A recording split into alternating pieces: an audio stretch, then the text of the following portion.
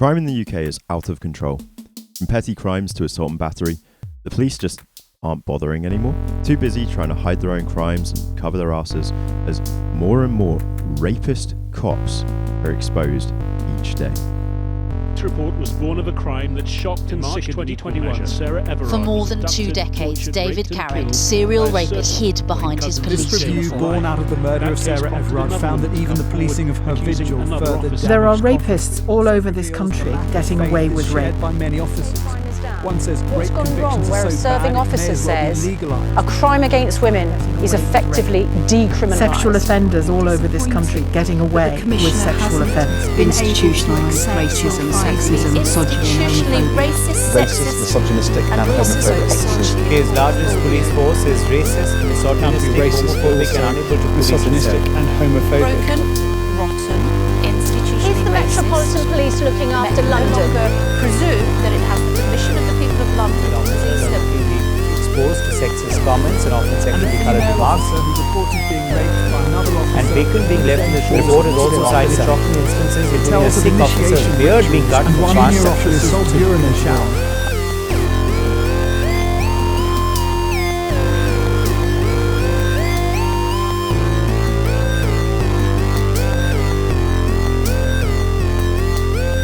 Crime in the UK is out of control.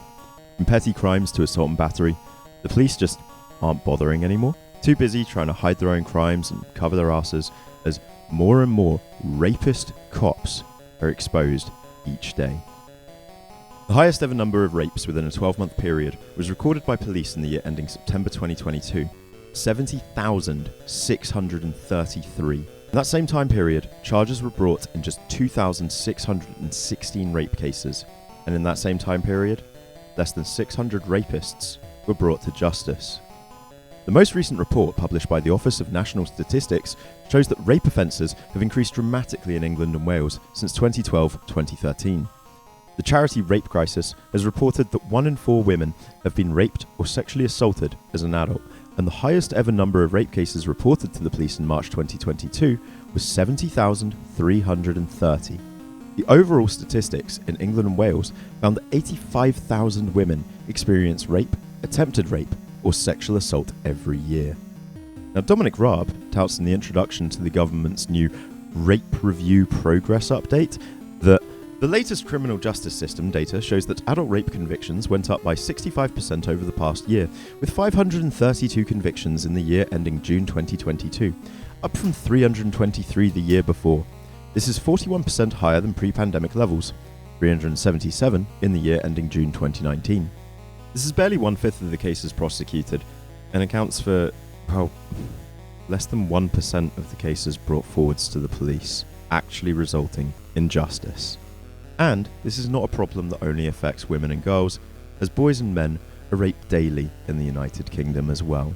The Crime Survey for England and Wales, CSEW, in 2017 found that 4% of men, which is 631,000 male victims, have experienced some form of sexual assault since the age of 16. Approximately 12,000 men, aged 16 to 59, are raped in the UK every single year. However, it is incredibly important to note that these statistics for both sexes or genders are wholly unreliable due to how unwilling most victims are to come forward, especially as the climate around rape and the response from police in the UK continues to get worse. But as stated at the start, it's not just rape and sexual assault, it's crime as a whole. Asked about your own worries about your children's safety. I mean, if your daughter said to you over the breakfast table, "Dad, can I trust the police in London?" What do you say to them? Of course, we need the answer to that question to be yes. But is the answer yes? Well, clearly at the moment, that trust in the police has been hugely damaged. Crime as a whole is out of fucking control right now. And unlike you Yanks, we don't have the arms of the laws and constitutional rights to protect ourselves, so all we can do is stand by and film it on our phones as theft, burglaries and assaults are carried out in broad daylight. Look at this segment from TLDR News. These numbers shouldn't just shock you, they should upset you, horrify you, appall you. With a Labour councillor stating that he had 2 cargo bikes stolen, which was recorded in high-definition CCTV. He said that the Met had taken no action in both cases. Following this saga, The Times published an article looking into how the police deal with low-level crimes. For example, in Thames Valley, there were 340 cases of blackmail in the 3 months up to September last year. No one was charged. There were 391 non-life-threatening arson reports in Gwent. No one was charged. There were 66 attempted burglaries in Warwickshire. No one was charged. There was 288 cases of pickpockets in Hampshire. No one was charged. And finally, there was a huge 751 reports of bike theft in Hampshire. Again, no one was charged. In fact, when they looked at a number of charges made nationwide on various crimes since 2015, we see that things are definitely getting worse. There's been a huge 30-point drop in the stalking charge rate and a 24-point drop in the harassment charge rate. Currently, the charge rate for cannabis possession is higher than stalking, assault with injury, public fear, alarm or distress, residential burglary and bike theft. This is why The Times went on to question whether the police has given up on low-level crime. It turns out the offence group that results in the highest number of complete investigations without any suspects identified is thefts. Drug offences result in the highest number of people being charged and summoned, which is contrasted to sexual offences, which have the least. The average of all crimes is 12 days, and this has increased by 1 day between 2021 and 2022. Now maybe you assume that as with the rape charges, less than 1/5 of these crimes will result in a conviction, and to that I say, God bless you, you innocent fool. From the government themselves, the chart below shows that the number of proven drug offenders fell by more than half between 2010 and 2011 and 2018-2019, from just over 100,000 to just under 50,000. This reflects a decline in the number of police-recorded drug offences. Comparing this to the number of drug-related arrests shows us that over half of all drug-related arrests end in prosecution and conviction, let alone charges brought against the defendant. Taken from the government's ONS, in the year to June 2022, prosecutions and convictions continued to increase, reflecting court recovery from the COVID-19 pandemic. There were 1.15 million defendants proceeded against at Magistrates' Court. In the year ending June 2022, there were 1 million offenders convicted at all courts, 10% higher than in the previous year, but 15% lower than in the year to June 2019. Trends in convictions for indictable offences tend to lag prosecutions due to the way the two metrics are counted in the data and the time taken between completing proceedings in the Magistrates' Court, counted as prosecutions, and cases completing at Crown Court, convictions. Yes, 1 million people were prosecuted and convicted of committing some form of crime last year here in the United Kingdom. That's just shy of 2% of the population. 67% of these were for driving-related offences.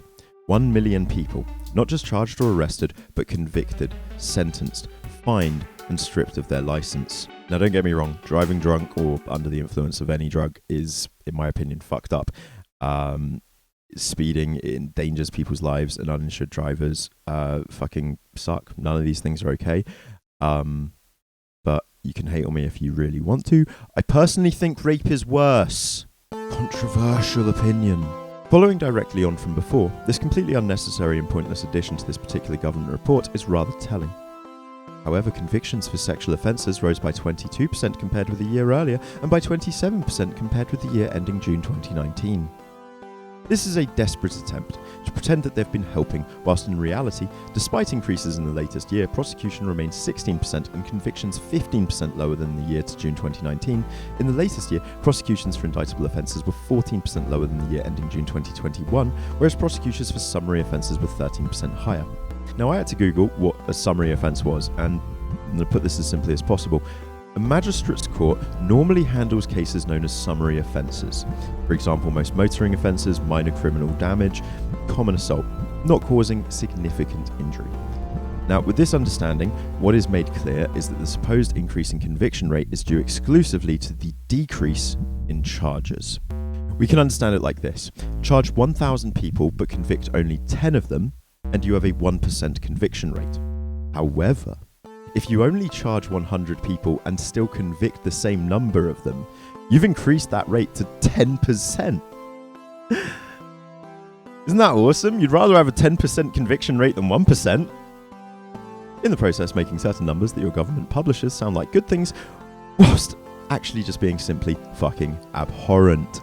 Also, the number of prosecutions for indictable offences, which by the way means serious crimes, decreased by 14% in the last year and remains 16% lower than the year ending June 2019. The largest decreases were for fraud, robbery and drug offences, down by 30%, 27% and 25% respectively between June 2021 and June 2022. Despite being lower than the previous year, prosecutions for violence against the person offences and sexual offences increased by 21% and 17% respectively when compared to pre-COVID levels in the year ending June 2019. Which again, having explained the maths behind how this works, I'm sure you can see that this is a shameful disgrace. Another shameful disgrace would not be liking and sharing this video and maybe leaving a comment as well if this is a subject you care about. Don't do this for me. I don't really give a shit about my channel, but this is a subject I care a lot about, and I'd really appreciate it if we need more people talking about this. This is awful, and we need to hold our government and our police to account. It's taking the piss. And if you do want to keep up with the daily news and research that I do around here, follow me at twitch.tv/granddadslounge, where I'm live Sunday to Thursdays. Got a great little community over there. I want to say a big thanks to the live stream loungers for helping make this fucked up little world a little more bearable.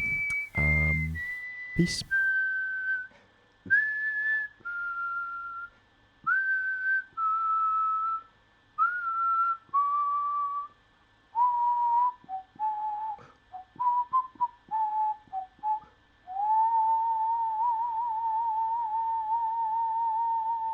Police exist. However, some have argued that in the last few years, the police in the UK have started to fail in this regard.